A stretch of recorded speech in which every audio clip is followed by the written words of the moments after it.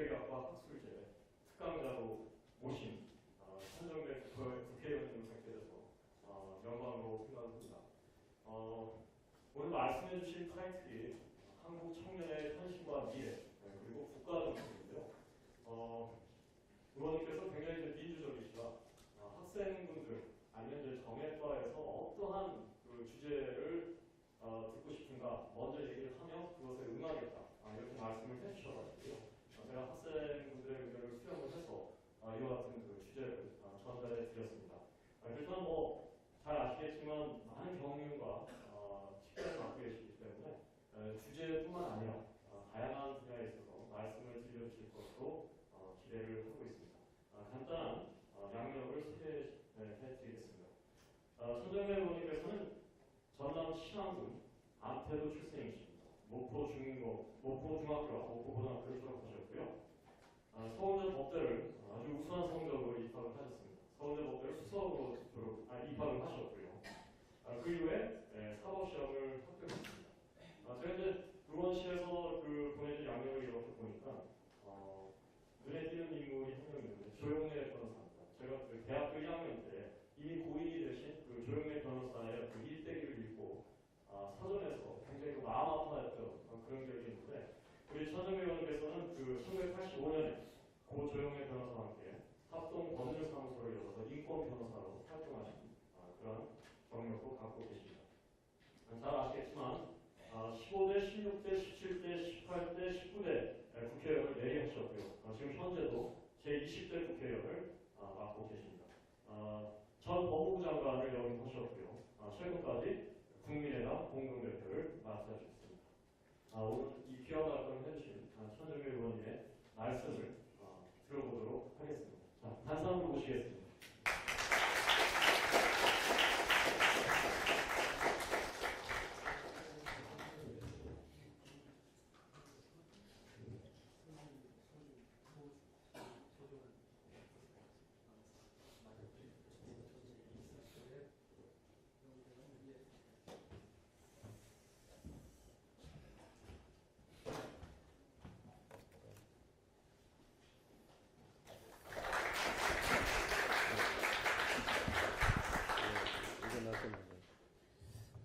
예, 여러분 반갑습니다. 우선 오늘은 이제 정책교육 학생회에서 불러주셨군요. 김소중 회장님을 비롯한 여러분께 진심으로 감사의 말씀을 드립니다.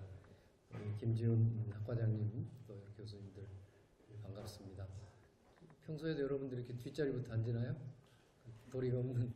예. 수업 시간에 다들 예, 오늘은 제가 사실은 무슨 공부를 한 사람이 아니기 때문에 여러분한테 뭐 알려드릴 것도 별로 없죠. 그러나 오늘 이 주제 한국 청년의 현실과 미래 그리고 국가 정책인데 그래요. 제가 교수님 말씀으로는 저희가 요청했다고 그러는데 제가 그 사실을 몰랐습니다. 그래서 저 주제는 제가 다루기는 굉장히 어려운 주제지만 제 생각나는 바를 그냥 좀 말씀드리도록 하겠습니다. 우선 제 소개를 아까 실질적으로 한다면 여러분들은 대체로 몇 학번이시죠? 지금 2016이니까 제일 어린 학생은 16학번도 있을 것이고 아마 대개 2010년대 학번이겠군요. 저도 학번이 있습니다. 저는 72학번입니다. 여러분들 그러면 어느쯤 되죠? 72학번이니까 44년? 예, 제가 44년 전에 대학을 들어갔었습니다. 들어가고요. 대체로 그리고 아까 제가 전남 신안군 암태도라고 하는 섬 출신인데 아마 암태도라는 섬은 과거에 386 여러분의 좀 80년대 학번의 선배들은 잘 알고 있는 섬인데 요새는 모르겠습니다. 과거에 암태도 사건으로는 소작쟁이 또 이걸 다른 말로는 요새는 암태도 농민 운동이 굉장히 유명한 1923년 4년경에 지금부터 한 100년 가까이 됐군요.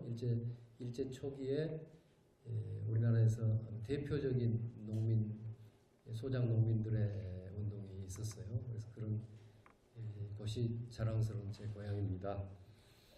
네, 앞으로 시간은 얼마나 3시, 언제까지죠? 3시 한 4시까지입니까? 시간이 언제까지죠? 우리 학생회장. 원래 시간은 한 3시 40분이나 45분까지 해주시면 되는데. 예. 뭐 조금 늦게 시작했지만 뭐 끝나는 시간 그대로 지키도록 노력하겠습니다. 오늘 제가 여러분들 드릴 말씀이 매우 많습니다. 그런데 그럴 수 없고 한두 가지 제가 좀 여러분께 오늘 이야기를 드리고 또 시간이 허락하면 여러분의 생각도 좀 들어봤으면 좋겠습니다. 이제 사실은 청년의 현실과 미래라고 그랬는데 뭐 청년의 현실이나 미래 뭐 제가 더 묻힐 것도 없을 것 같습니다. 여러분들이 아마 대학생들은 아직은 못 느끼시나요? 여러분들의 장래에 대해서 굉장한 걱정들을 하고 계시죠. 그래서 아까 우리 여기 학장님도 뵙고 부총장님도 뵀는데 그런 이야기를 나눴습니다. 저는 아까 섬에서 태어나서 목포 중고등학교 여기 와 계신 곽 교수님이 저보다 훨씬 후배이신데 그 시골에서 중고등학교를 나왔고 했지만 저희 때는 그때 우리 고향 쪽에서 대학을 나왔던 내 친구들은 다 서울에 와서 재벌 기업에 취직했고 이랬어요. 그때는 그런 시절입니다. 근데 이제는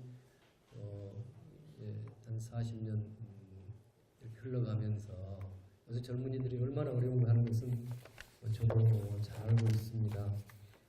우리나라가 표면적으로는 뭐 이제 세계 11번째 경제 대국이라고 하지만은 대다수 국민들은 매우 민생도 불안하고 또 한국 사회 무슨 재벌을 중심으로 하는 그 기득권 세력, 극소수 세력과 일반 국민들 사이의 그 양극화, 격차 이것은 날이 갈수록 심해지고 있고 한국 사회의 많은 부와 권력 모든 것들은 아주 극소수 사람들에게 독점되고 있고 그 과실이 독식되고 있는 거죠. 그래서 이것을 또 매우 불공정한 사회가 돼 있습니다. 뭐 흑수저다 금수저다 하는 것처럼 한국 사회에서 이제는 자기 능력이 있다고 그래서 뭐 성공할 수 있는 이 가능성이 제가 봐도 별로 없는 것 같습니다. 저처럼 저 섬에서 태어나서 자랐지만은 여러 가지 그래도 결국 기회를 가졌는데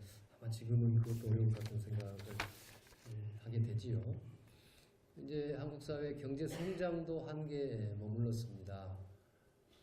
대체로 지난 정부 이명박 정부 때 원래 공약은 7% 성장을 이루겠다고 했었죠. 그런데 실제로 이명박 정부 5년 동안의 경제 성장률은 평균 3%대였습니다. 박근혜 정부는 이제 3년 4년 계속되고 있는데 대체로 2%대로 떨어지고 있죠. 그리고 아마 다음 5년 때는 1%, 그 다음 5년쯤 되면 또 0%대로 해서 앞으로 10년, 15년쯤 되면 우리나라 경제가 아예 멈추거나 심지어는 이제 후퇴할지도 모르는 그런 성장도 절벽에 이르렀습니다. 남북 간의 평화도 굉장히 지금 위협을 느끼고 있죠. 이런 것들이 한국 사회의 암울한 현실이고 앞으로 미래입니다. 더구나 이제 우리가 직면한 심각한 문제 중에 하나는 인구 절벽이라고 부르는 것들이죠. 인구 구조가 완전히 변해가고 있습니다. 벌써 이제 올해를 기점으로 생산 가능 인구가 줄어간답니다. 여러분 그런 말씀 많이 들으셨죠? 그러니까 올해부터는 이제 생산 활동에 종사할 수 있는 인구 15세부터 60세까지인가요? 그 인구는 벌써 줄기 시작합니다. 그래서 이제 아주 빨리 한국 사회가 고령화되고 있죠. 그래서 인구의 7%가 65세 이상 노인이면 고령화 시대. 그게 14%로 올라가면 고령 시대. 20%까지 가면 초고령 시대. 이렇게 말을 하는데 이제 17년, 18년, 바로 내년이나 내후년이면 고령 사회가 된다고 그럽니다. 14%에 이르죠. 그리고 그로부터 약 10년쯤 더 흐르면 2018년이면 초고령 사회가 됩니다. 그러니까 우리는 고령 사회, 초고령 사회 되기까지 불과 10년, 20년, 뭐 30년 이내에 끝나는데 서구 사회에는 대개 100년도 훨씬 넘는 기간 동안에 초고령 사회로 진입했습니다. 그만큼 우리는 이제 심각한 인구 문제를 안고 있지요. 그래서 이렇게 가게 되면 현재는 일하는 사람, 생산 가능 인구가 5명의 5.5명이 생산을 하면서 1명의 노인을 부양하고 있어요. 현재 인구 비율로는. 그런데 그것이 2050년에 가면은 2050년이면 저한테는 까마득하지만 여러분한테는 별로 그렇지 않을 것 같아요. 2050년이면 여러분들은 몇 살입니까? 지금 20살이면 35년 뒤니까 작년이 때문에 2050년이면 1.5명이 벌어서 1명을 부양해야 될 이제 엄청난 부양의 부담이 생기고 여기 이제 가고 있죠. 그러면 인구도 정점에 이른 건 2030년이면 피크에 올랐다가 그 후로는 인구도 줄기 시작하고 벌써 인구가 준다는 것이 보통 문제가 아니죠. 경제가 이제 수요를 잃게 되니까 이미 여러분 아시처럼 병원도 산부인과 의사들 요새 없잖아요. 제가 예전에 법무부 장관을 했는데 소년원이 텅텅 비어가고 있습니다.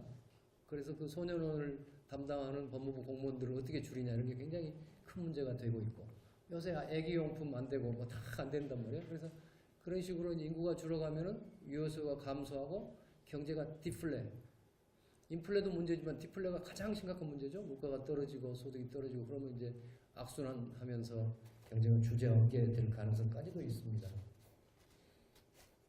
국민연금이 지금 540조가 쌓였다고 그럽니다. 여러분들이 이제 국민연금을 여러분들이 60세가 되면 60세, 65세가 되면 이제 받아야 될 때가 돼요. 제 나이가 국민연금을 받을 나이가 거의 됐습니다. 그런데 2060년에 가면 국민연금이 고갈된다고 그럽니다. 그러니까 지금은 국민연금에 500조가 넘는 돈이 쌓여 있고 그것이 앞으로 2,500조까지 늘어나는데 2060년이면 제로가 됩니다. 그러니까 2060년 여러분들 몇 살 됩니까? 65세? 지금 20세면은 65세죠. 예, 딱 65세네. 여러분이 국민연금 받을 때는 지금 국민연금은 부도가 납니다. 이대로 가면은. 예. 그러니까 앞으로 여러분들이 학교 졸업하고 취직해서 계속 연금을 붓게 되겠지만은 국민연금을 납입하게 되겠지만 이대로 가면은 그 연금을 돌려받을 방법은 없는 그런 심각한 상황으로 나라가 가고 있습니다. 이런 것들이 현재 우리 사회가 처한 아주 심각한 문제이고 이런 문제들, 그러니까 특히 저출산 고령화라는 이 인구 절벽의 문제를 해결하지 못하면 한국 사회 자체가 지속이 불가능한 쪽으로 가고 있는데 지난 10년, 20년 동안에 정부에서는 저출산 대책위원장이 대통령입니다. 지금도 대통령이 직접 위원장이 돼서 무슨 회의도 열고 온갖 정책을 수립해서 시행하고 왔지만은 지난 10년 정도에 눈꽃만큼의 효과도 없습니다. 출산율이 전혀 올라오고 있지 않죠? 그래서 그런 문제들이 심각하다는 말씀을 참고로 드리면서 그 다음 이야기를 해보겠습니다. 이제 한국 사회 이런 좀 위기적인 상황을 그러면 어떻게 극복해야 될 것인가? 이것이 여러분과 저와 좀 이야기를 해보고 싶은 바입니다. 제가 몇 년 전에 책을 한 권 감명 있게 읽었어요. 여러분들 기회 있으면 권장하고 싶은데 Why Nations Fail? 왜 나라가 실패하는가? Why Nations Fail? 이런 책이 있습니다.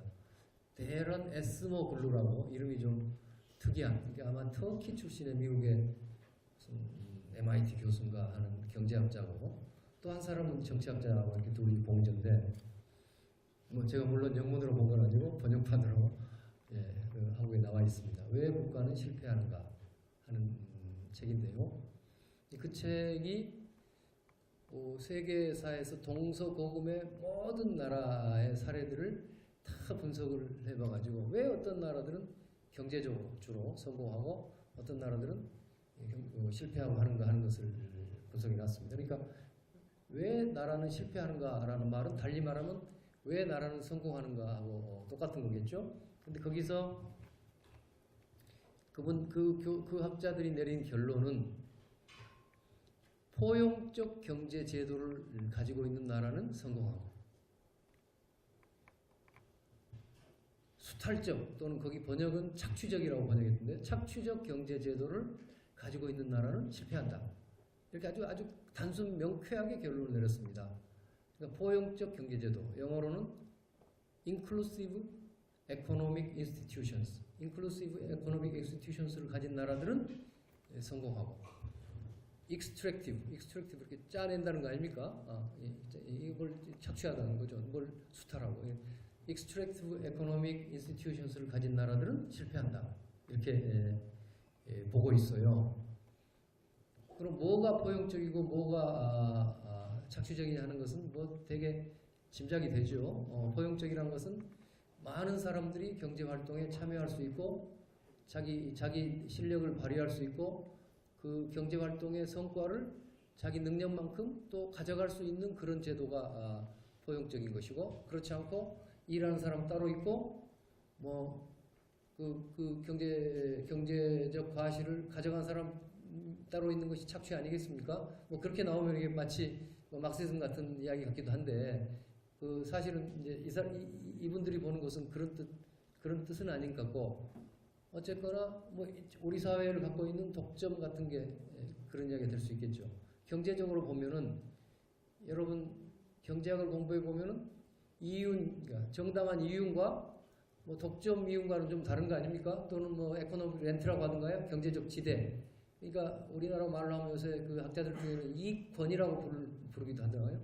이윤은 기업인이 정당한 경제 활동을 통해서 얻는 게 이윤이라고 그러면 뭐 여러 가지의 독점과 뭐 무슨 편법을 통해서 부당하게 얻는 이득은 그걸 지대라고도 경제학 용어로는 에코노믹 렌트라고 하기도 하고 요새 한국의 이제 경제학자 중에는 그거를 이익권이라고 부르자 이렇게 부르더라고요. 그러니까 한국 사회는 그런 이익권이 너무 사실은 이익권으로 돈을 벌고 이익권으로 권력을 가지는 측면이 크기 때문에 굉장히 걱정스럽죠.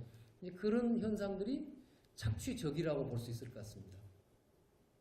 그런데 그러면 어떻게 하면은 결국은 이제 포용적 경제 제도를 만드는 것이 결국은 이 국가를 부강하게 만들고 국민들을 풍요롭게 만드는 일인데 그러면 어떤 나라는 포용적 경제 제도를 가지게 되고 어떤 나라는 착취적 경제 제도를 가지게 되느냐 그것은 정치에 달려 있다는 겁니다.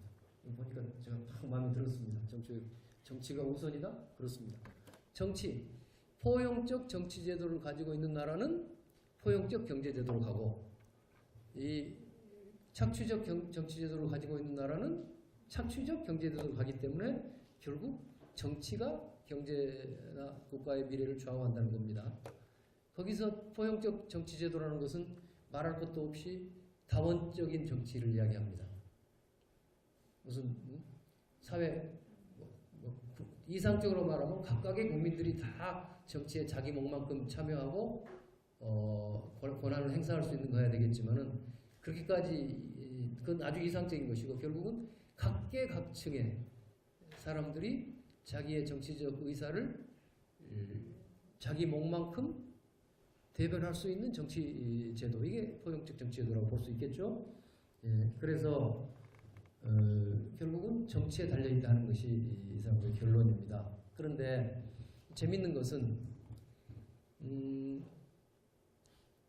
어떤 나라들은 정치는 착취적인데 경제는 성공하는 나라들이 있다는 겁니다. 대표적인 예가 소련입니다. 소련이 한때 뭐 엄청난 경제 성장을 이루어서 미국하고 뭐 거의 그 어깨를 겨루는 그런 슈퍼파워가 된 적이 있었잖아요. 또 이를테면 이 아까 데런 에스모글로 이 교수들이 한국도 물론 분석을 했습니다. 한국은 그러면 경제적으로 성공한 나라입니까?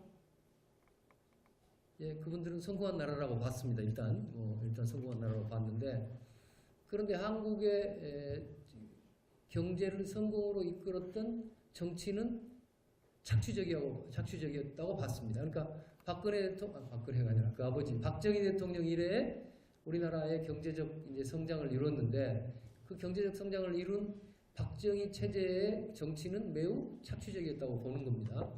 그런데 이건 예외적이란 말이에요. 어떤 경우 왜 착취적 정치 제도가 포용적 경제 성장을 이루느냐 하는 것에 대해서, 그것은 일시적인 것일 뿐이다. 그러니까 장기적으로 당장은 독재 정권이라든가 이런 정치적으로 후진적인 그런 정치가 어떤 의미에서는 굉장히 효율적으로 여러 그 생산 요소들을 동원해서 노동력도 동원하고 생산 요소 동원해서 경제 성장을 빨리 할 수는 있지만, 그런 것은 결국 사상 누각이어서 언젠가는 무너지고 만다 하는 것이 이 책의 결론이었어요. 그래서 결국은 저는 한국의 정치를 어떻게 포용적으로 바꾸느냐, 달리 말하면 정치를 좀 더 민주화하고 정치를 다원주의적으로 다양한 국민 각계각층의 정치적 의사를 대변할 수 있는 정치를 만드느냐 하는 것이 이제 여러분과 제가 갖고 있는 현실과 미래의 문제를 해결하는 길이라고 생각합니다. 그런 점에서 본다면 정치에 희망이 있습니까, 여러분? 누구 한번 대답해 보세요. 한국 정치 희망이 있다고 보이는지, 아니면 여기 정치학과 학생들이 있으니까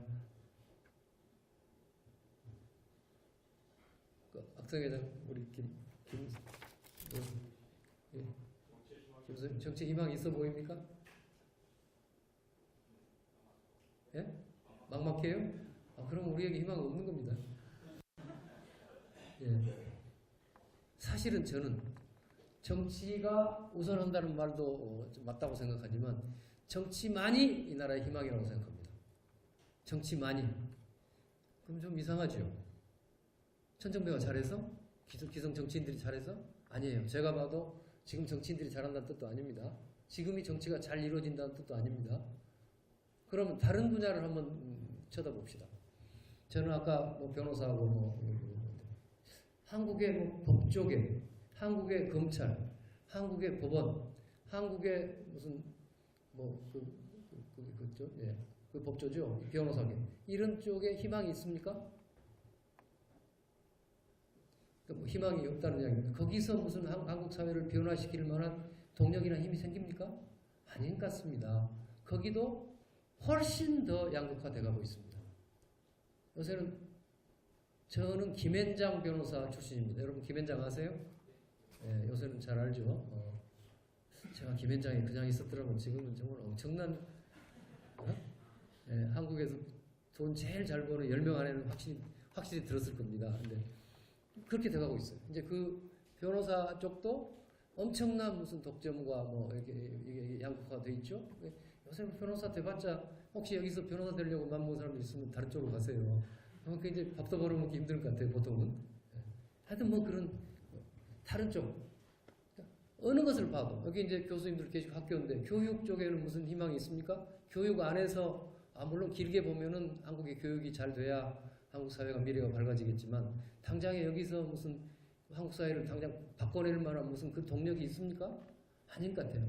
어느 분야를 봐도 더 기득권, 경제 쪽 본다면 돈 많고 백 좋고 뭔가 하여튼 조건 좋은 사람들에 의해서 기득권 구조가 강화되고 있지, 거기서 이것을 기득권 구조를 해체하고 아까 제가 인용한 책의 용어를 빌린다면 착취적인 데서 포용적인 쪽으로 변화되는 것, 이것을 저는 진보 내지 개혁이라고 부르고 싶은데, 그런 개혁의 가능성은 없는 것 같습니다. 그런데 왜 정치냐? 정치에도 별로 가능성이 없어 보이지 않아요? 그건 저는 그렇지 않다고 생각합니다. 왜? 정치의 주인은 누구죠? 국민이죠. 국민입니다. 그리고 실제적인 주인입니다. 왜? 보통선거 제도가 있기 때문에. 여러분 박근혜 대통령 누가 뽑았습니까?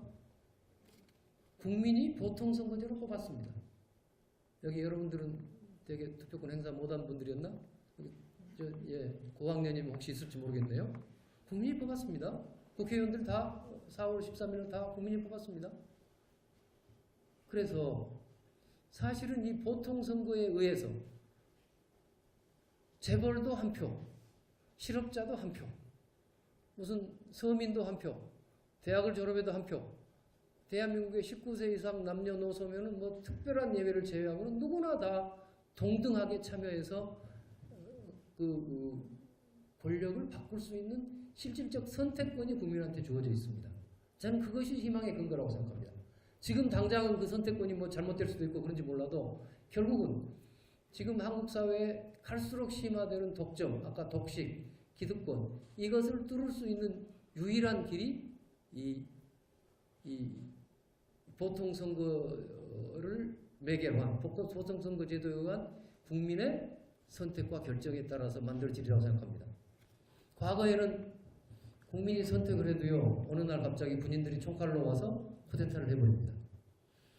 과거에는 선거조차도 선거를 해도 국민의 민의를 가져다가 뭐 지난번에도 뭐 국정원에서 뭐 개입하고 여러 가지 좀 있긴 했지만 돈과 권력에 의해서 선거 결과를 바꿔버리기도 합니다. 그런데 이제는 그것이 불가능하고 그래서 국민이 정치를 선택할 수 있는 실제적인 선택권이 주어져 있습니다. 그래서 국민들이 좋은 정치 세력과 정치인을 뽑을 수만 있다면 저는 그것이 한국의 희망의 근거이시고 이를테면 이렇게 되겠죠.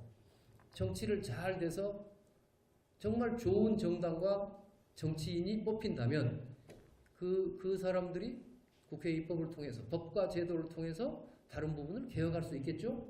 뭐 재벌 개혁을 한다든가 무슨 검찰 개혁을 한다든가 뭐 교육 개혁을 한다든가 함으로써 다른 분야에 다 널려 있는 그 기득권 구조를 청산하고 진보시킬 그런 가능성이 생긴다 이렇게 생각을 합니다. 그래서 저는 정치만이 희망이라고 보고 있는 겁니다. 그런데 왜 정치가 이렇게 잘 안 되느냐? 캐나다의 토미 다글라스라고 하는 오래된 정치인이 있답니다. 요새 제가 그 인터넷에 돌아다니는 동영상이 유명한데요. 이 사람이 뭐 얼마 전에 수십 년 전에 100년 전에 이런 연설을 했다고 그래요. 쥐들이 사는 세상이 있는데 아마 쥐라고 그러면 우리나라에서는 썩 그렇게 인식이 안 좋은데 캐나다 사람한테는 뭐 미키마우스 이런 것처럼 그 선량한 무슨 그런 동물로 이제 친근하고 선량한 동물로 인식되는 모양입니다. 쥐들이 사는 나라가 있는데 쥐들이 선거만 하면은 웬걸 고양이를 뽑는단 말이에요. 그러니 그 고양이가 늘 쥐구멍을 가서 더 크게 파가지고 뭐 자기 고양이가 들어갈 수 있게 해서 거기 가서 있는 걸 다 뺏어오고 뭐 이렇게 해서 쥐들이 생각해 보니까 안 되겠다. 이 고양이를 또 보면 안 되겠다고 해서 그 다음에 선거 때는 또 다른 사람이 아니지. 다른 지도자를 뽑았는데 또 지난번에는 붉은 고양이를 뽑았는데 이번에는 흰 고양이를 뽑더라 이겁니다. 그래서 백날 가봤자 쥐들이 왜 고양이를 뽑아서 이게 안 되더라. 이제는 고양이를 뽑지 말고 쥐를 뽑자. 그게 답인 것 같아요. 그러니까 우리 국민들이 고양이를 뽑지 말고 국민들이 쥐라면 고양이를 뽑지 말고 쥐를 뽑는 순간에 세상을 한꺼번에 되겠습니까? 세상을 바꿀 수 있는 이 기틀을 만들 수 있을 것 같다 이런 생각을 해봅니다. 그래서 앞으로 더구나 이 정치에 관심이 많으신 여러분들이면은 앞으로 어떻게 해서 한국의 정치를 보통선거에 의해서 정치를 바꿀 수 있을까를 우리가 고민해 보는 것이 필요하다는 생각이 듭니다. 저는 그런 점에서 우리 정치가 삼박자를 갖추면 된다는 생각이 듭니다. 훌륭한 국민, 훌륭한 정치가 정당, 그러니까 정치 세력, 그리고 훌륭한 지도자입니다. 훌륭한 정치인인데 제가 보기에는 이미 우리 국민들은 굉장히 훌륭한 수준에 올라 있는 것 같습니다. 그런데 그런 국민들이 뽑을 만한, 국민들을 대변할 만한 아까 쥐에 해당하는 정치 집단, 정치 세력, 정당 이것을 어떻게 만드느냐 문제. 또 하나는 특히 대통령제이기 때문에 대통령을 어떤 사람을 잘 뽑느냐 하는 문제가 있는데 이 문제에 대해서 우리 국민들이, 특히 젊은 여러분들이 진짜로 더 많은 관심을 가지고 참여하고 만들어낸다면 저는 오래지 않아서 가능하리라고 생각합니다. 오래지 않아서가 아니라 바로 내년에도 가능할 수도 있고 그러리라고 생각합니다. 그래서 그냥 또 꼰대처럼 이야기하는가 모르겠습니다만은 정치를 버리고 가면 갈수록 사실은 정치 자체는 기득권자들이 좌지우지하게 되지요. 지붕 뚫고 하이킥이라는 시트콤 있었죠. 언제였습니까? 제가 그걸 무지 좋아합니다. 저는 텔레비를 볼 시간이 없어요. 항상 어떤 텔레비 보는데 마치 요새는 밤늦게 들어가서 심야에도 보면 들어보면은 옛날 걸 많이 이렇게 생방송에 재방송 해주더만요. 제가 왜 좋아했느냐? 여러분 아세요? 신세경이. 네? 식모. 그 식모, 그 신세경이가 제 어렸을 때 내 누이들입니다. 아까 내 섬에서. 섬에서 나하고 같이 내 친구들, 누이들. 다 우리 내 섬에서 누이들이 국민학교만 나오고 서울을 나가서 다 그 식모살이를 많이 했어요. 그 신세경이가 저는 지금도 제가 연예인 중에 신세경이를 제일 좋아합니다. 근데 거기 보면 이런 이야기가 있었어요. 지난번 어떤 선거 때 어느 신문에서 있었더라고요. 거기 빗대어서. 신세경이는 투표장에 안 갑니다. 이순재는 다 투표장에 갑니다. 그러잖아요. 이순재가 신세경이가 식모살이한 집의 주인 아닙니까? 이순재는 투표장에 갑니다. 근데 신세경이는 너무도 걸레질할 방이 넓어서 못 가는 겁니다. 이거는 드라마에 나온 이야기고, 제가 서울에 있을 때 제 머리를 깎아주는 그 미용사가 있었어요. 원장인데 제가 거기 가서 미스터 컷이라고 남성 전용 하여튼 커트해주는 집에 가서 늘 이제 머리를 잘랐는데 그 원장 여자분인데 굉장히 잘해요. 저도 가지만 그 손님이 막 줄을 이어가지고 기다리는 곳이에요. 그런데 지지난번 지방선거 때, 2년 전 지방선거 때 이제 저하고 친하니까 제가 단골이 많으니까 당연히 저는 우리 당, 제가 속한 당을 위해서 한 표 행사해 줄 줄 알았는데 뒤에 가서 이제 머리 깎으면서 물어봤어요. 당신 지난번에 투표했어요? 안 했다는 거야. 왜 안 했어요? 내가 서운하게 물어보니까 아니 손님들이 와서 계속 기다리는데 내가 어떻게 투표장에 갈 수 있어요? 안 갔다는 거예요. 그러니까 말하자면 우리나라 정치를 바꾸고 개혁할 수 있는 사람들은 투표장에 안 가고, 젊은이들 다 그렇죠. 아니면 한국 사회에 이미 누리고 있는 기득권 세력은 다 조직화되고 다 정치에 참여하고 이 나라를 좌우지우지하기 때문에 가면 갈수록 그게 안 되는 겁니다. 우리가 정신을 제대로 차려가지고 아까 보통선거권을 확실히 행사해서 쥐를 뽑을 수 있는 그런 정치적 행동을 조직화한다면 해낼 수 있다. 저는 그렇게 생각하는 말씀을 다시 한번 드립니다. 그런데 이제 아까 정치를 포용적으로 바꾸는데 지금 한국 사회에서 여러 가지 과제가 정치제도를 고치려면 여러 가지가 있겠지만 저는 딱 두 가지만 들라고 그러면 하나는 선거제도를 바꾸는 것과 하나는 내각제 개헌이라고 생각합니다. 여러분 대개 정치학 과학생이 아니더라도 우리가 중고등학교 때 배운 걸로 해도 이제 권력 구조에는 의원 내각제가 있고 대통령 책임제가 있는 거 아닙니까? 우리나라의 대통령 책임제가 어떤 거다 하는 것은 이제 그렇기도 하고 이제 국회의원 선거구 제도로는 이제 우리처럼 한 지역에서 한 명의 그러니까 소선거구제라고 해서 대전 여기는 무슨 구죠? 유성구? 유성구가 이제 갑구, 울구가 있죠. 여기 대전 유성 갑인가요? 갑이라고 칩시다. 네. 유성 갑구에서 여러 후보가 나오지만 한 표라도 더 많이 얻은 최고 득표자 한 사람만 국회의원이 되는 거죠. 그래서 소선거구제로 뽑히죠. 이걸 정치학 용어로는 SMP라고 합니까? 교수님 그러죠. 네? 네, SMP라고 하는 것 같아요. 싱글 멤버십 플로렐리티 이런 거 하는가 그런 것 같고 이제 그 두 개 제도가 지금 한국은 결합돼 있죠. 대통령제와 소선거구제, 국회의원 소선거제 결합돼 있는데 그 폐해가 지금 너무도 크게 늘어나고 있죠. 시간이 거의 다 가니까 그냥 줄여야 되겠네요. 제가 사실 요게 메인이었는데 지금 대통령의 권력이 너무도 비대해져 가지고 박근혜 대통령이 특별한 사람이라고 볼 수도 있지만 보면 과거의 대통령도 크든 작든 여러 친인척이 발호하고 비선이 작동하고 하는 것은 있었습니다. 또 아무리 지금 박근혜 대통령이 아무리 국민들이 거의 아마 지금은 거의 95%의 국민들이 지지를 철회했고 아마 여론조사를 보더라도 한 70%는 이제는 강제로 쫓아내야 되겠다고 생각하는 것 같더라고요. 탄핵이든 사임을 시키든 한 70% 국민은 강제로 박근혜 대통령을 쫓아내려고까지 마음먹고 있는데 쫓아내지겠습니까? 여러분 어떻게 보세요? 그러니까 지금은 대통령 무책임제죠. 그러니까 대통령이 아무리 잘못해도 아마 통상적인 경우에는 5년 이내에 이걸 갈아치울 수가 없단 말이에요. 그런 제도가 돼 있습니다.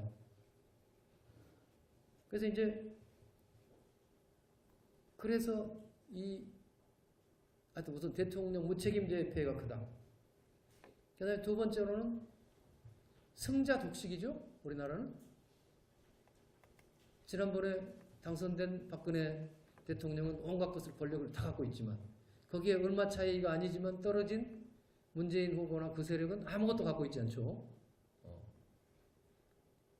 그러니까 어떻게 되나요? 그 개인의 이야기를 말하는 게 아니라 문재인 후보가 대표했던 그 세력은 사실은 국정에 참여가 거의 안 되고 있죠.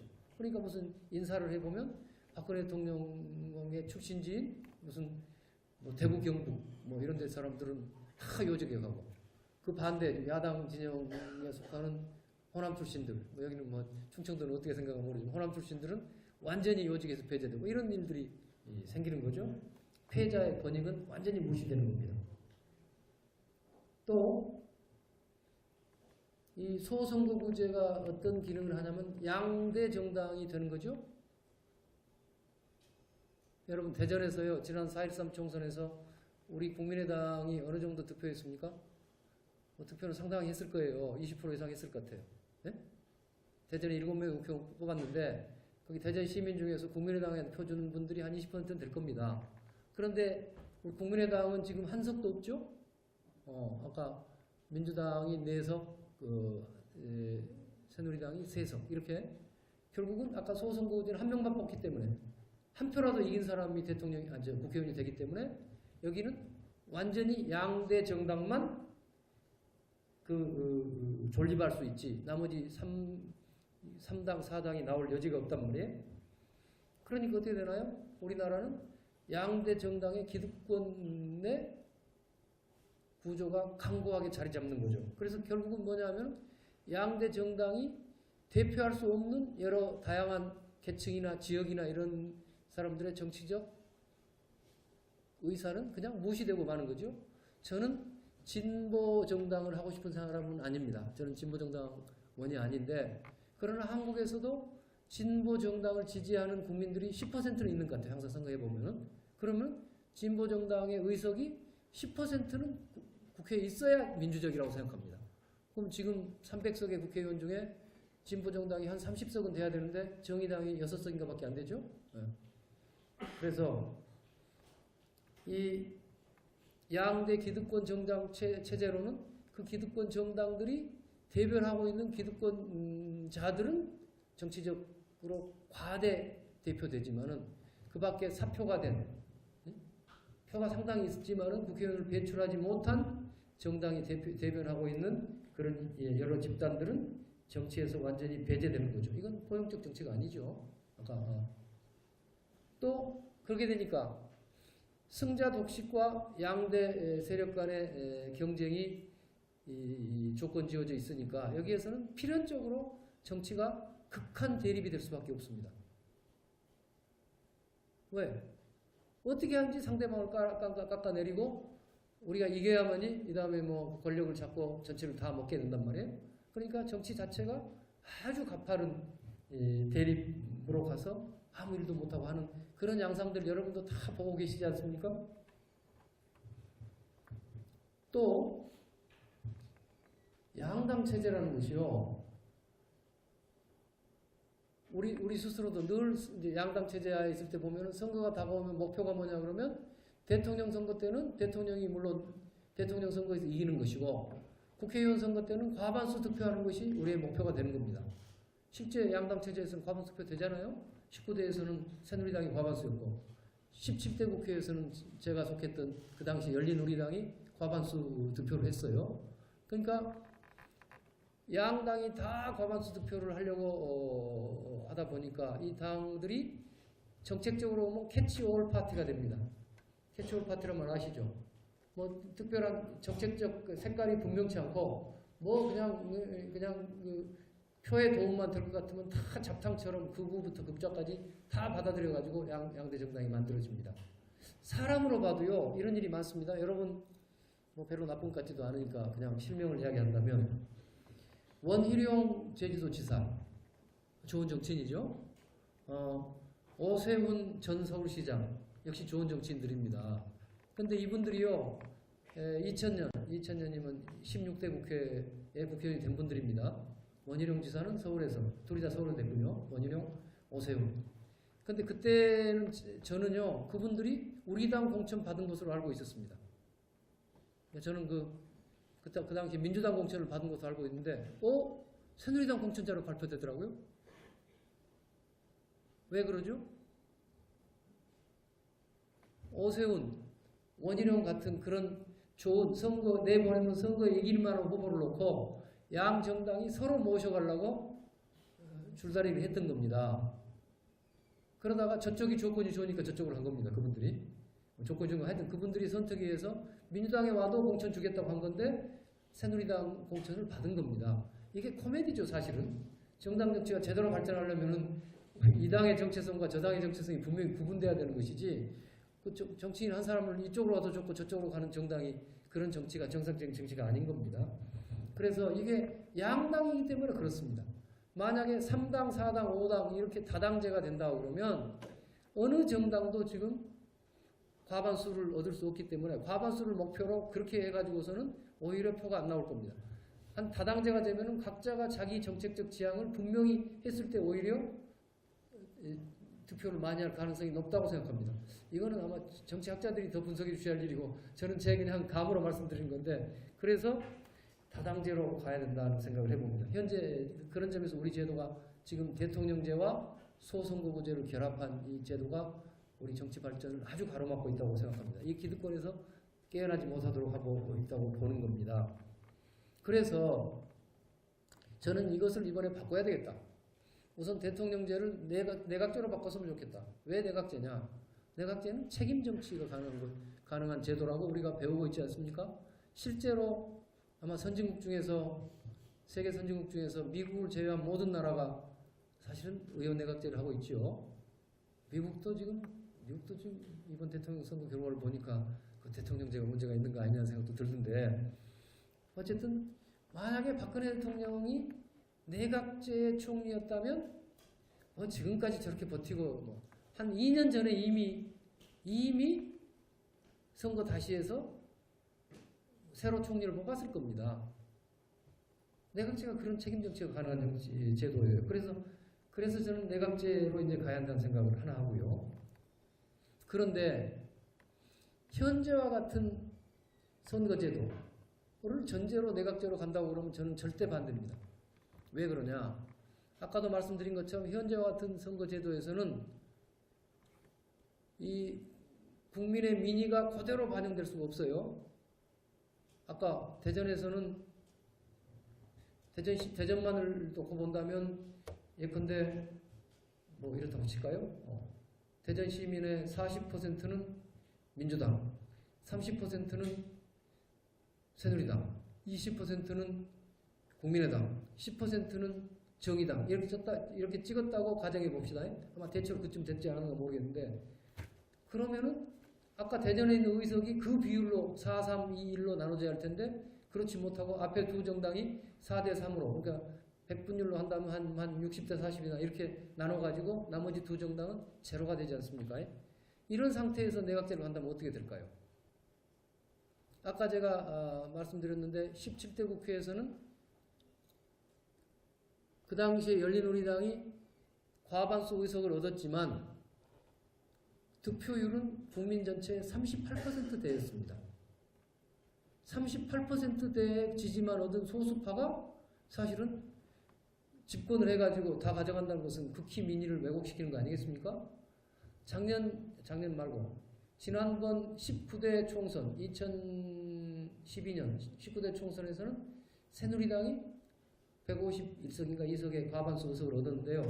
그때 새누리당 득표는 42% 정도였습니다. 42%의 국민 지지를 얻었는데 권력을 단독으로 갖게 된다는 것은 그것은 말이 안 되는 거 아닙니까? 그래서 선거제도가 현재와 같은 제도로 간다고 그러면은 다시 대한민국의 정치가 그 기득권 세력 중심으로 계속 가기 때문에 별로 정치 개혁이 있을 수가 없겠다는 생각을 합니다. 그래서 저는 선거제도가 민의를 충실하게 반영될 수 있는 제도로 만들어진다는 전제 하에서 내각제로 가는 것이 현재 한국 정치의 이 정치제도를 개혁하는 핵심이 될 거라는 생각을 해봅니다. 여기서 이 설명을 하고 제 말씀을 마치겠습니다. 그러면 제가 생각하는 선거제도는 뭐냐? 이게 독일식 비례대표제라든가 뭐 독일식 정당 명부제 이렇게 불리는 것이 가장 근접한 것이긴 한데 저는 꼭 그대로는 아니고 뭐 한국에다 도입한다면 이렇게 하는 거죠. 여러분께 좀 설명을 드려본다면 지금하고 똑같이 선거를 하게 됩니다. 유권자가 대전 유성 갑에 사는 유권자가 선거날 가서 투표를 할 때 한 표는 현 지역구 후보자들한테 찍죠. 그리고 나머지 한 표는 정당에 찍지 않습니까? 그 정당에 찍는 표는 현재 우리나라에서는 어떤 효과를 갖습니까? 비례대표 국회의원을 뽑는 선거죠, 사실은. 그러니까 이를테면 지난 선거에서 우리 국민의당이 지역구에서는 당선자가 많지 않았지만 그 정당 투표에서는 민주당보다도 더 많았습니다. 26.74%를 얻었어요. 민주당은 25점 얼마를 얻어서. 그러니까 그 거의 민주당과 국민의당이 정당 투표에서 거의 비슷했기 때문에 지금 비례대표 당선자가 똑같습니다. 13명씩이에요. 그러니까 비례대표라는 좁은 의미의 의석만을 결정하는 선거가 현재 한국의 제도입니다. 그런데 이거를 제가 바꾸고자 하는 바는 이 정당 투표가 단지 부분적인 비례대표만을 결정하는 선거가 아니라 전체 정당의 의석수를 결정하는 선거가 되는 것, 이것이 지금 독일식과 비슷한 제도인 겁니다. 이렇게 제가 예를 들어보죠. 아까 똑같이 전국적으로 이번에 선거를 했는데 A라는 당이 국민의 40% 지지, B는 30%, C는 20%, D는 10%, 이렇게 하면 100%죠? 이렇게 지지를 얻었다고 가정하고 봅시다. 그러면 현재 국회의원 의석수가 300석인데 그 정당 투표 그 비율에 따라서 우선 그 전체 의석수를 할당하는 겁니다. 그럼 어쩌죠? A당은 40% 지지를 얻었으니까 몇 석이 되죠? 300석 중에 40%면 120석입니다. B당은 90석, C당은 60석, D당은 30석 이렇게 될 거란 말이에요. 그러면 기분 좋게 국민의당이 A당이라고 합시다. 자, 국민의당이 120석을 확보했어요. 전체 의석이 120석입니다. 그러면 120석을 어떻게 채우느냐? 먼저 지역구 후보자 당선자부터 채웁니다. 저는 광주, 서구, 을에서 당선된 사람이니까 저는 국회의원 당선이 되는 겁니다. 여러분이 여기서 그 대전, 유성, 갑에서 그 누구를 당선시키면 그 사람 당선되는 겁니다. 그러면 우리 당의 당선자가 국민의당 소속의 지역구 당선자가 만일에 100명이다. 그럼 100명을 먼저 채우고 나머지 20명, 120명까지 되려면 20명은 비례대표 1번부터 20번까지 당선시키는 겁니다. 다른 당도 그렇게 되는 겁니다. 뭐 정의당이다. 정의당이 되게 한 10% 나온다고 치면은 아까 뭐 10% 당했다 하면은 30석이 300석 중에 10%면 30석이 정의당의 총 의석이 되고 거기에 지역구 당선자를 먼저 배치하니까 지난번 선거에는 정의당은 심상정, 노회찬 두 사람이 지금 됐어요. 두 사람을 제외 두 분은 뭐 당선이 되죠 물론. 그러면 나머지 28석은 어떻게 되겠어요? 정의당 비례대표 후보 1번부터 28번까지 되겠죠? 그러니까 비례대표가 오히려 우리 당보다 더 많이 되겠네요. 그러나 전체 의석은 뭐 우리는 120석이고 정의당은 30석이니까 정확하게 국민의 40%, 10% 지지에 의해서 결정되는 거니까 민의가 정확히 반영되죠. 그렇게 되면은 어떤 효과가 나냐면요. 대통령 직선제하고 거의 동일한 효과가 납니다.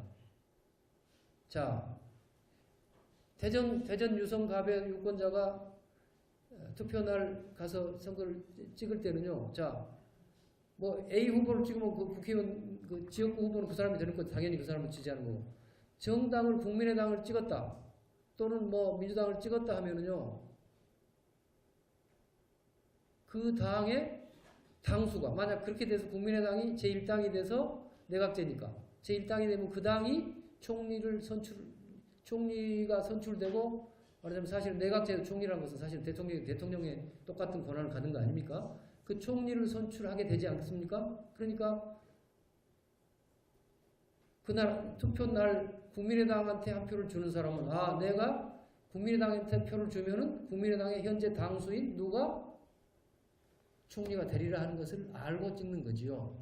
그러니까 일본 경우에 지금 아베 총리 아닙니까? 아베 좀 얼마 전에 몇 년 전인가 몰라도 그때 그 총선에서 일본의 자민당이 다수당이 됐기 때문에 아베 총리가 된 거란 말이에요. 그러면은 자민당을 찍는 그 일본 유권자들은 사실은 자민당만 찍는 게 아니라 내가 여기다 표를 주면은 아베가 총리가 된다는 것을 찍는 거란 말이에요. 그러니까 사실은 간접 선거기는 하지만 실질적으로는 아베라는 대통령제라 하면은 아베가 대통령이니까 행정 수반을 직선하는 효과가 난다는 겁니다. 마찬가지죠. 독일의 메르켈이면 뭐 그렇게 되겠죠. 그래서 선거제도를 이렇게 정확하게 비례성이 있게 개혁을 하고 내각제로 하는 것이 이게 우리 정치 발전의 가장 핵심적인 요소인 것 같다는 말씀을 드립니다. 그런데 지금 그것을 그렇게 고치기가 무지무지하게 힘들어요. 왜 선거제도를 그렇게 고칠 수가 없을까요? 예? 선거제도를 누가 고칩니까? 선거법을 개정해야 선거제도가 고치죠? 선거법은 누가 고칩니까? 국회가 고치죠? 예. 저도 국회의원 선거제도에 관해서 가장 이해관계가 큰 사람이 누구죠? 국회의원 자신이죠. 그럼 국회의원 자신들이 현재 국회의원들은 현재 제도에 의해서 성공해서 국회의원이 된 사람들입니다.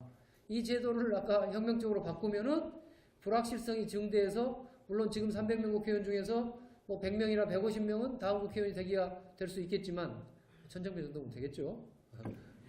그러나 뭐 그거 알 수 없어요. 그러나 상당수 사람들은 제도가 안 바뀌었으면 될 수 있었을 텐데 제도가 바뀜으로써 자기 국회의원 그 직이 날아갈 가능성이 높기 때문에 죽어도 안 바꾸죠.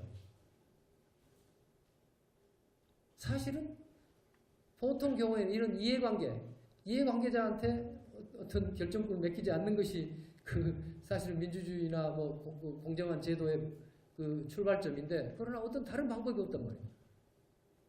국회의원 자신들이 절대로 선거제도를 개혁 안 할 수밖에 없는 구조를 갖고 있어서 아무리 국민들 중에서 소리쳐도 이게 고쳐지지 않습니다. 헌법은 왜 안 바꿔지죠? 뭐 개헌 말이 무성하지만 왜 안 바꿔지죠? 우리나라 헌법은 어쩔 때 바뀌었나요? 예?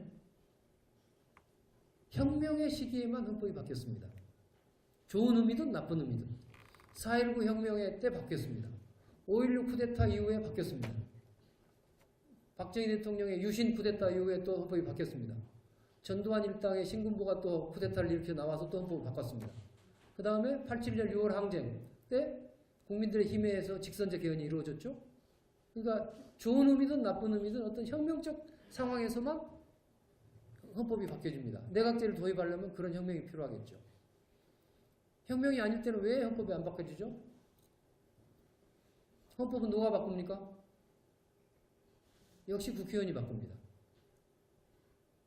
그러니까 쥐들이 바꾼 게 아니라 고양이들이 바꿔야 되니까 그건 극단적인 말입니다. 그러니까 국회의원 200명이 찬성해야 헌법이 바뀌어지는 겁니다. 물론 그 다음에 국민투표도 있고 하지만 국회의원 200명이 먼저 찬성할 수 있는 개헌이라고 그러면 국회의원 200명이라고 잘 생각해 보십시오. 200명이라는 것은 어떤 정당, 여야가 있는데 여당과 야당이 야당만으로도 지금 야당이 171석인가 그래요. 야당만으로도 개헌을 할 수가 없고 새누리당 129석만으로도 개헌이 안 된단 말이에요. 그러니까 200석 이상이 있어야 되니까 지금 같으면 여당과 야당이 서로 이해관계가 맞아야만이 개혁을 할 수 있단 말이에요. 그러니까 우리나라 정치에서 또는 세계적으로 쉽지 않을 겁니다. 여당과 야당의 이해관계가 일치해서 무슨 개헌을 한다 이런 것은 불가능한 일인 겁니다. 그러니까 평상시에는 아무리 해도 개헌이 안 됐다가 어떤 혁명적인 계기를 통해서만 개헌이 되더라 이겁니다. 그런데 지금 우리 혁명이 지금 시작되고 있습니다. 여러분 어떻게 보고 있습니까? 예? 혁명이죠? 예, 혁명입니다. 저는 이번에 꼭 혁명 활활 불타오르기를 바라는 사람입니다. 억지로라도 뭐 혁명 부추기고 싶은데 뭐 제 힘이 뭐 한계가 있겠습니다만 여러분 뭐 내일만 해도 이제 뭐 서울의 광장에 몇만 명이 모일지 모릅니다. 내일은 한 50만 명, 아마 다음 주쯤 한 100만 명, 그 다음 주는 한 200만 명 이렇게 모이면은 뭐 세상 없어도 우선 그래서 이 현재 기득권 천정에서 쓸려가도 좋아요. 현재 기득권 구조 정치를 싹 쓸어버렸으면 좋겠어요. 그래서 뭐 박근혜 대통령도 믿고 그걸 뭐 처벌해야 되겠지만 그것도 해야 되겠지만 더 중요한 것은 앞으로 여러분들의 미래를 위해서 우리 자신들의 미래를 위해서 뭔가 이번에 정확한 어떤 정치 개혁의 계기를 딱 하나 마련했으면 좋겠다 이겁니다. 그런 혁명적 바람이 불면은 아까 선거제도 개혁도 국민의 다수가 원한다면 할 수 있을 것 같고 또 내각제 개헌도 국민의 다수가 원하면 할 수 있을 것 같습니다. 그런데 안타깝게도 내각제 개헌에 대해서도 아직 국민들의 인식이 매우 부족하고 아마 선거제도 개혁에 대해서는 아마 또 굉장히 부족해서 굉장히 안타까운 거예요. 그래서 오늘 또 여러분 앞에 지금 호소하고 있는 겁니다. 그래서 앞으로 한편으로는 현재 진행되고 있는 한국의 이 민중 항쟁, 이 시민혁명이 불타오르고 한편으로는 단순히 박근혜 대통령이나 그 정부에 대한 분노를 넘어서서 앞으로 우리 미래를 위해서 이것만은 좀 새롭게 만들자 하는 그 새롭게 만드는 것을 앞으로 국민들 사이에 토론해야 되고 무슨 청계광장에 광화문 광장에 모이면 그 자리에서도 그런 생산적인 토론이 이루어졌으면 좋겠습니다. 도대체 대한민국의 미래를 위해서 우리가 이번에 무엇을 할 것인가? 그렇다면 제가 가진 답은 오늘 말씀드린 것처럼 선거제도를 비례성이 높게 개혁한다. 그리고 그 전제 위에서 내각제로 가자. 이것이 국민 다수의 힘을 탁 얻으면은 저는 대한민국의 정치가 이제 포용적으로 발전하고 바로 정치 우위를 통해서 경제를 비롯한 대한민국의 각 분야를 다 개혁하고 진보시켜서 드디어 여러분들이 이제 10년 뒤, 5년 뒤, 10년 뒤 사회에 나가면 한꺼번에 다 뭐 바꿀 수는 없지만 점차적으로 일자리도 늘어나고 비정규직도 없어지고 장시간 노동도 줄고 복지제도도 발전해 나가고 이런 남북 간에도 화해 협력이 발전해 나가면서 정말 평화 번영의 시대로 가고 이런 시대를 만들 수 있다고 저는 생각합니다. 여러분 어떻게 생각하십니까? 박수 한번 쳐주시면 좋을 것 같아요.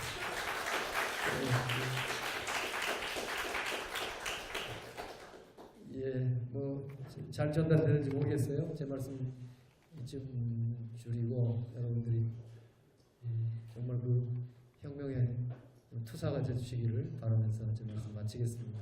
감사합니다. 좋은 강연해주신 한정대 스피어께 다시 한번 큰 박수 부탁드리겠습니다. 그리고 예정된 시간이 다 되었지만 그래도 질의응답 시간을 잠깐이라도 가질까 합니다. 혹시 네.